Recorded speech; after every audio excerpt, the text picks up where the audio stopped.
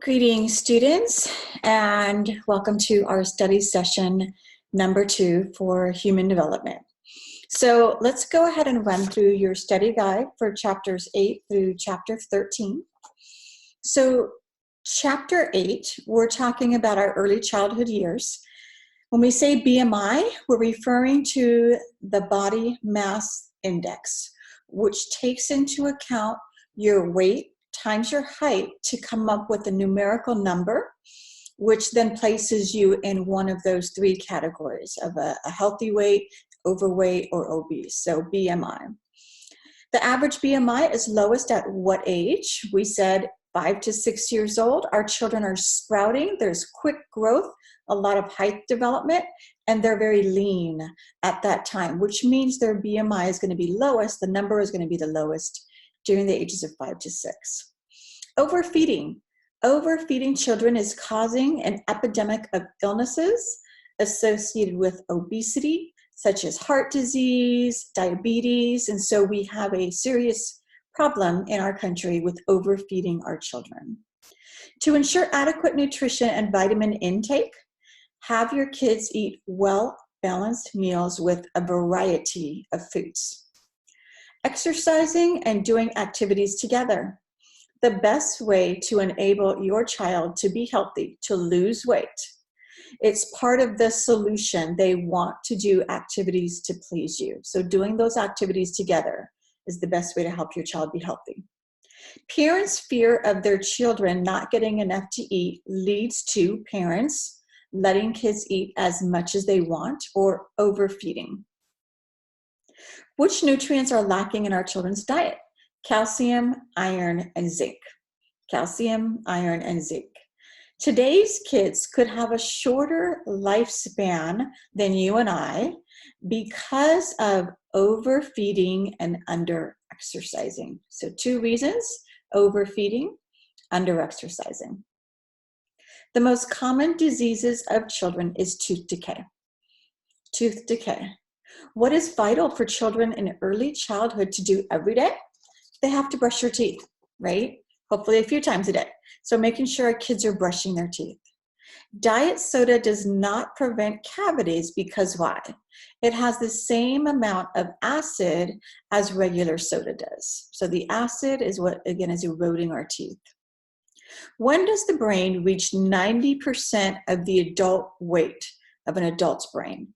Age of 6. By the age of 6, our kids' brains are 90% of the brain weight of ours.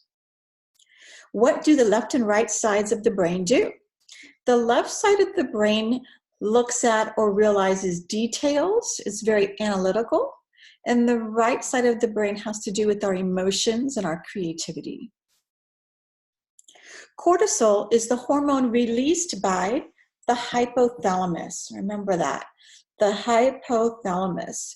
Cortisol is caused by stress. So we don't want to have excess amounts or lots of cortisol in our system because that can lead to weight gain. Right? Being stressed out can lead to emotional eating and lead to weight gain. Fine motor skills versus gross motor skills. We mentioned this last time on the exam. So our fine motor skills have to do with small body movements such as writing your name, using utensils, being dexterous with your fingers. Whereas our large body movements have to do with those gross motor skills, kicking a ball, riding a tricycle, jumping. Those types of things are in the gross motor skills category. Right, what substance reduces intelligence and increases behavior problems in children? Lead. So lead is a toxin. It can be found in water, air, and other substances, right? Lead. The leading cause of death in our children ages 1 to 4 is drowning. And we mentioned in class that we're not just referring to drowning in swimming pools. We're referring to any body of water, which means bathing, whether a child is in a tub or you have a pond or anything like that. Any body of water can cause our child to drown. Age in which disease takes over accidents as a cause for mortality. The word mortality means death. So the age is 40. So remember, we said under the age of 40, you're more likely to die of an accident. Over the age of 40, you are more likely to die of disease. Child maltreatment includes both child abuse and child neglect, right? And to give an example of what that child maltreatment would look like, leaving a child home while you run to the store, you go out for a few minutes is not acceptable, right? That is child maltreatment because you're putting your child in harm's way. Child abuse is deliberate action. So it's deliberate action that is harmful for a child, physically, emotionally, or sexually. How much more common is child neglect than overt child abuse? 3 times more common. How do abused children come to view other people? Understandingly so, they view other people as hostile, right? As that the other person wants to exploit them, or what we mean by that is take advantage of them, right? So that's how they view others. Chapter 9, static reasoning. What's going on with our kids' thinking? So our children at this young age think that nothing changes. Static reasoning says everything stays the same. Focus on appearance. So focus on appearance is when our children do just that. The child ignores attributes that cannot be seen or distinguished, such as age, and they just look at something like height versus age, right? Theory of mind is when your child is thinking of what other people are thinking. Right? I think in class we use the example of a boy that hides a new toy because he doesn't want his friend to play with it while his friend's there. Private speech. Private speech is talking to yourself. It's a product of normal development. So that's not something we want to stop or hinder in our children. How many words are in the vocabulary of a 6-year-old? On average, about 10,000 words. Fast mapping is speedy and imprecise way that children learn new words. So we mentioned the example here of a child who overhears his dad cuss when he gets hurt. And so when the child gets hurt, he does the same thing. He uses foul language, but he doesn't know what those words really mean. Grammar. Grammar is the structure, techniques, and rules that communicate meaning. The best time for all of us to learn a second language is during early childhood. So if you want your child to be multilingual, bilingual, you want to teach them that during this time period. If the home educational quality is poor, which means mom and dad or guardians don't have a lot of education, what is beneficial? A good preschool program aids your child both cognitively, socially, and health-wise. Head Start. Head Start is a free preschool education program offered to low-income children. What advances the academic and social development of disadvantaged children? And I don't like the word disadvantaged, but we are meaning children that don't have access to healthcare or education as some other kids might. Head Start or early intervention programs such as preschool are beneficial. Head Start or another preschool program. Let's see, intensive early intervention program benefits. Okay, so when we say the words intensive early intervention program, don't get freaked out that those words mean preschool. So when we talk about preschool, less likely to need special education and more likely to attend college. So long-term research has shown us that our kids who attend these programs are benefited in these 2 ways. They're less likely to be classified in special ed, and they're more likely to go to college. And why do we know that? What has proven the benefits of intensive early intervention programs or Head Start or preschools? Research, long-term research. All right, chapter 10, preeminent psychosocial accomplishment between the ages of 2 and 6 is emotional regulation. What we mean by regulation is balance. So it means that your child is better able to express themselves verbally when they're angry or upset or feeling sad versus having a tantrum or a meltdown because they don't know how to express that. So regulation, emotional regulation. Girls versus boys, when it comes to this development of emotional regulation, girls develop earlier than boys do. Initiative versus guilt. This is Erickson's stage for early for this early childhood years. And what he says is that children start to undertake new skills. So they use this initiative in undertaking new activities and new skills. And however, they'll feel guilty if they don't achieve those skills. Self-concept in children. So your self-concept, again, is if you took a mirror and you held the mirror up to yourself and you looked in the mirror, what do you see? And what you see back, it's based on your own perception of your self-esteem, your physical appearance, your attributes, whether you think you're smart or funny. And a lot of that self-concept is tied to parental confirmation or lack of parental confirmation. So do your parents say praises to you or good comments or make you feel good about yourself? Then your self-concept tends to be higher. Do preschoolers overestimate their abilities? Yes, they do, all the time. So remember, your preschooler thinks they can carry in the milk, or they think they can carry the heavy bags, they think they can stay up late and do those things. However, they can't, but they overestimate their abilities. Intrinsic motivation, we talked about intrinsic versus extrinsic. Intrinsic motivation comes from within, so inside of a person. Regulation of which emotion is most emphasized in the US? Fear. So remember we showed that slide showing different countries and the different attributes that they wanted their children to overcome, which was very reflective of the country's values. And for the US, we want our kids to overcome fear. Psychopathology means illness of the mind. So psychopathology, illness of the mind. Internalizing versus externalizing problems. So when we internalize, we keep everything inside. When we externalize, there's a powerful emotional outburst. That's what happens. And so neither one of these two is healthy. I would rather show you and teach you how to confront a problem or an issue with your words. However, if we have to choose one over the other, we're going to say it's actually healthier for you to externalize your feelings than to internalize everything. Does child's play reflect culture? Yes. We said that dependent on your culture, parents have a view of how and what their child should play with. Playmates of children, kids tend to choose playmates about the same age and social status or class. Children living in urban areas spend more time doing what than playing outdoors. So when we say urban areas, we mean more or less cities, not the rural country areas. Using electronic media. So these kids are spending more time using electronic media than playing outside.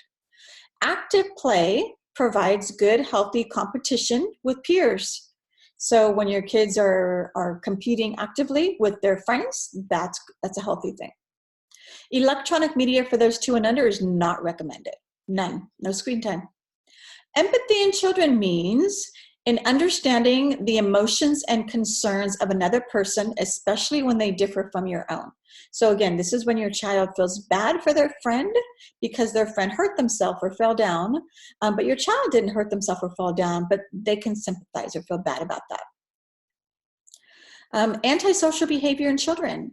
Actions that are deliberately hurtful or destructive to another person. This hopefully declines around age 2. But antisocial, basically, you're not playing nice. The most worrisome type of aggression is bullying. 4 dimensions of a parenting style: expressions of warmth, discipline, communication, expectations for maturity. Authoritarian parenting style. In this case, an example of how our children would act would be children are very obedient, and they view their parents as being very stern, very strict and stern. The permissive parenting style, an example would be that children are very unhappy and they lack self-control. The authoritative parenting style would be a rather healthy and successful child.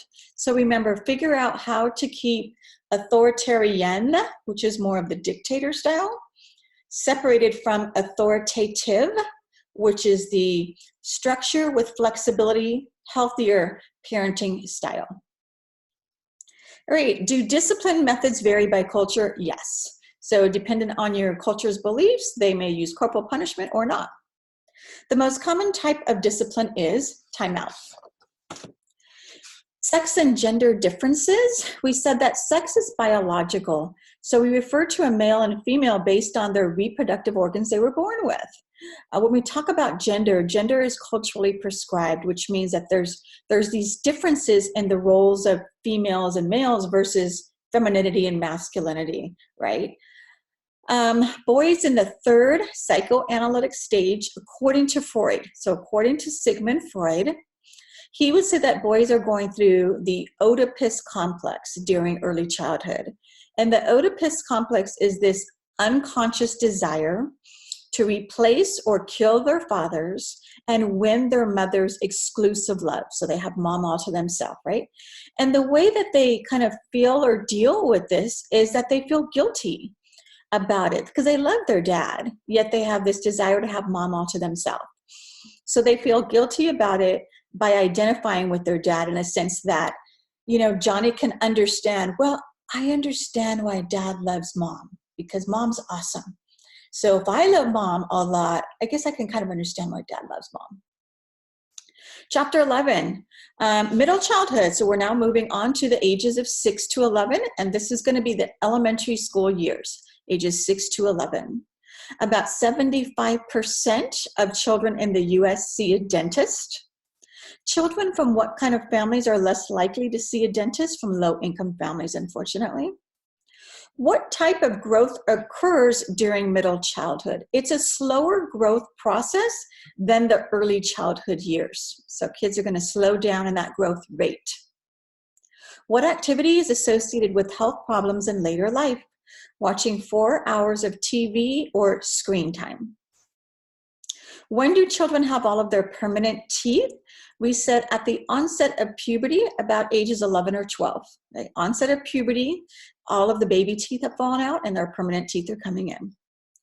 Has PE activity increased or decreased in schools? It has decreased dramatically. So PE, physical education, has decreased. We talked about the body mass index before. Today, children and preschoolers watch TV and drink soda, increasing what? Obesity. So again, they're over consuming food and they're having a lot of sugary food with that soda, and then they sit down and don't do any physical activity, which causes obesity. Asthma is caused by what of the airway? Inflammation of the airways. Does brain development continue throughout life? Yes. At 80 years old, we don't cease to have our brain develop and learn more. The average IQ is 100. 100. IQ tests are what? We mentioned in class, IQ tests are influenced by culture in the sense that the individuals who must type up or write up or make up the questions that are asked on an IQ test are influenced by their own life experiences, which sometimes don't apply to all of us. ADHD stands for Attention Deficit Hyperactivity Disorder. And this means the child has difficulty concentrating, focusing, and they're hyperactive. They're inattentive in class, impulsive, and they overreact. So that's really the definition when we talk about ADHD. The rates of ADHD, they're increasing in the US. Excuse me. So rates of ADHD increasing in the US. The use of medication, primarily Ritalin, to treat individuals with ADHD is controversial because our medical society really believes that children's bodies need some assistance in being able to manage this condition, and a lot of parents are reluctant for various reasons to medicate their children. What is a learning disability? A learning disability is a marked deficit in a particular area of learning. So there's a part of the brain that is not functioning in the way that most of us work to learn. Their learning process is different. The most common learning disability is dyslexia. So dyslexia is the most common learning disability. Are children with special needs always educated in self-contained classrooms? Remember, when we say self-contained classroom, we mean, do we put all of the special ed children in one room? That's a self-contained classroom, one room that has all of the special ed kids, right? And we said the answer is no. We no longer do that. We mainstream all of our children into the general population of children, okay? So this is a question that students miss on the exam frequently, so I'm gonna just try to point that out to remember that we no longer separate or segregate our special ed kids, we mainstream them. What is an IEP? An IEP is an individual education plan. It is only offered to individuals that have a special need. So those children who are in special ed, those children who have ADHD or have other dyslexia or other conditions, they qualify for an IEP. Chapter 12, children gain what during the middle school years according to Piaget? Remember, anytime you hear the name Piaget, we're talking about cognitive theory. We're talking about the individual that focus on what's going on in the mind during this developmental stage. Concrete operational thought is the answer. So that means that our kids in school are now able to think logically. They're able to understand, again, 3 + 3 = 6. They're able to understand processes and think logically. A child talks to friends and family. What about it? Well, it's different. So the way that your child talks to their friends at school and the way they talk to you is going to be different, and that's very normal. Every experience after birth teaches what, according to Vygotsky? Remember, Vygotsky is our socio-cultural theorist. Whenever you hear the name Vygotsky, he's the only one we really talk about. He's the one that believes that we really develop greatly based on the family we're born into and our culture. Something. So every experience after birth teaches us something. We learn by television, we learn by watching people, we learn in a variety of ways. That's not just education in school. Information processing theory and computers, right? So comparing our human thinking processes to the way that a computer analyzes data. That is the information processing theory. Long-term memory. So long-term memory is where information can be stored and retrieved in that long-term memory. How do kids adjust their vocabulary to the context? Remember, the word context means situation or environment. So kids switch from one manner of speaking or code to another. So similar to what we set up above, the way that they talk to their friends and the way they talk to you and the way they text, all these things are different. They switch. ELL stands for English Language Learners, and this refers to a student's proficiency in English, right? Teaching a second language. So we talked about that early childhood is the best time for a child to learn additional languages. However, when we talk about which is the best method, and we talked about 3 of them, the immersion program, we talked about bilingual education, and then we talked about as a foreign tongue. And of those 3, research is still not clear which approach is the best to learning a second language, right? The immersion program, one of the 3 we talked about, is when all communication is done in one language. So again, an example of that would be living abroad. So if you went to live abroad in Germany in order to learn German, right? All of the information you get and receive is in that language. Achievement in middle school is influenced by teachers and parents. How? We talked about how important this is, but achievement can really be influenced by teachers and parents' expectations of their student or child, right? So expectations impact students' achievement. So if I expect my child to always do their homework and to do the best they can, and I expect them to put study time in, and teachers tell their children or their students, you can do it. I know that all of you can do well. All of you will go to college. Children meet those expectations. They will, if you hold the bar high, they will meet that bar. And same situation, if you don't hold them accountable, they don't aspire to that. Curriculum specifics. So remember, when we say the word curriculum, curriculum means your books, your PowerPoint slides, your study guide that we're talking about right here. That is all part of the curriculum that we're using for human development. So any class that you have or any form of learning you're doing has curriculum. And so that's our curriculum. And curriculum really varies by place and culture, right? We talked about different schools, and we talked about how they can vary in the type of books they're using or the type of classes they're offering, right? And by culture, other parts of the country and other parts of the world vary in what they're teaching their kids. NCLB stands for No Child Left Behind, and it was an act to increase accountability by requiring states to qualify for federal funding. So we said that what happened is the federal government said, in order for us to pay you, your students have to pass tests at the end of the year, or else you're not doing your job. And it didn't really work well because too many students failed all the tests. Charter schools. So we talked about the different types of school and class. However, looking at charter schools are public schools that set their own standards. They're licensed by the state, and they receive funding from public, private, and other sponsors, right? So they receive money from multiple sources. They're still public schools. Chapter 13. What's going on with our kids emotionally?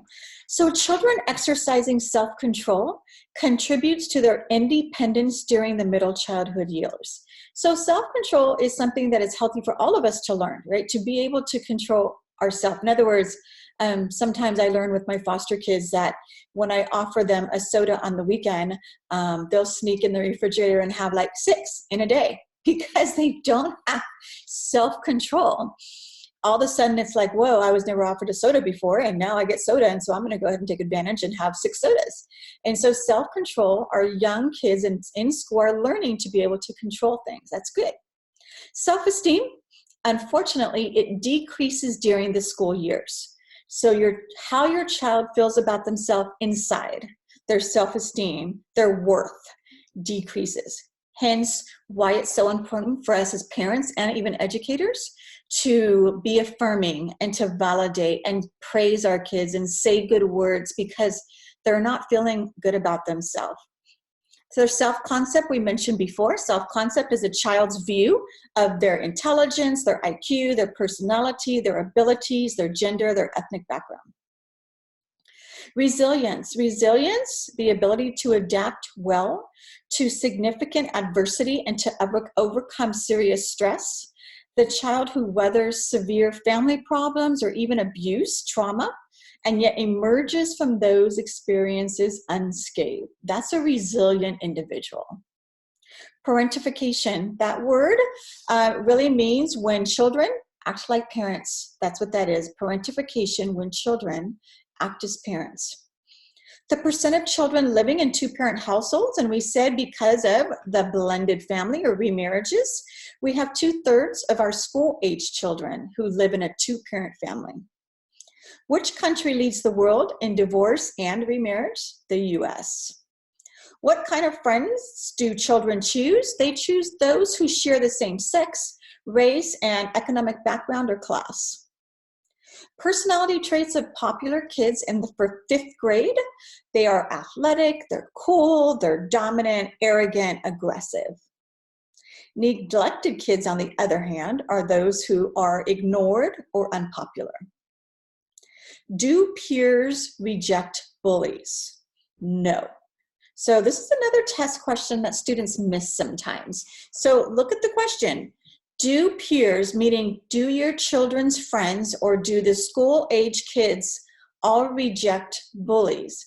And the answer is no. We said one of the reasons that bullying continues to be a problem is because when somebody bullies someone, other kids laugh or they appreciate that instead of kind of letting them know that that's not cool.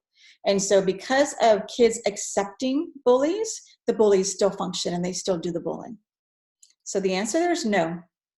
How to stop bullying in schools? The only way is by a school-wide approach, right? The whole school must be involved in an anti-bullying campaign. Do children ages 6 to 11 communicate with adults about all issues at school? No. So no, they don't always tell adults what's happening. And this is normal, particularly for girls, because there's lots of drama that happens in general with girls. And so your kids are going to keep secrets. They're not going to tell you everything. Sometimes they're worried about your reaction to hearing things or hearing some of the things their friends are saying or doing, so they don't tell you. So you can expect that. The best thing is to have an open, trusting relationship and not force it, and your child will feel comfortable if they ever want to talk to you about things. All right, guys, so that was going through our chapters for our study session number 2. Look forward to seeing you guys soon. Bye-bye.